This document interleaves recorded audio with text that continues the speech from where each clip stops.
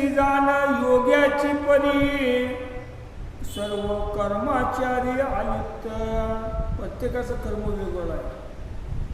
ज्याच्या त्याच्या कर्मानुसार तर त्याला फलप्राप्ती होणार. फलप्राप्ती म्हणजे काय? भगवंत प्राप्ती. ज्यासी विधीचे भय नाही पोटी तो कर्मे करावया कदा नुती. प्रत्येकाला मनात जरा दुचका आहे. पुढं कसं होणार? अरे पुढं कसं होणार म्हणजे भगवंतावर विश्वास नाही. कसं आहे? भगवंत प्राप्ती करायचे. पुरा विश्वास त्या भगवंतावर टाकून सगळा भार त्याच्यावर टाकून तो बिनधास्त होऊन परमार्थ करायचा.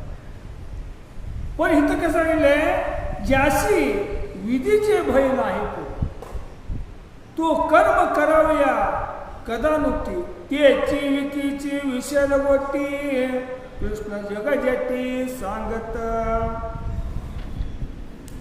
कर्मे करणे न करणे ऐशिया संदेहाचे ठाणे. पळाले माझे निया दर्शने संकल्पाने जिने हिमालय. संकल्प निमताची पोटी विराली लिंग देहाची गाठी. भेदाची हरपली त्रिपुटी मी परमात्मा गती देखता. का ह्या मार्गात आला सगळ्या गोष्टी विरून झाला. फक्त आला कसा ती महत्वाचं आहे. जगाला दावायसाठी आला का भगवंत प्राप्तीसाठी आला?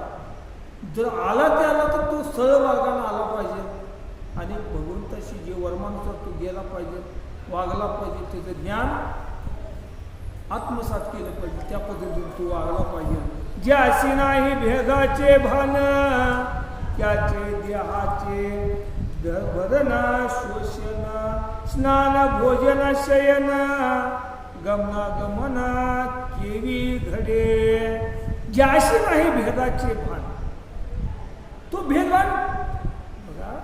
तो दैनंदिन जीवनामध्ये भेदभाव तो करतच नाही. कुणाच्याच बाबतीत करत नाही. समदृष्टी त्याला त्या पद्धतीने तो वागत असतो.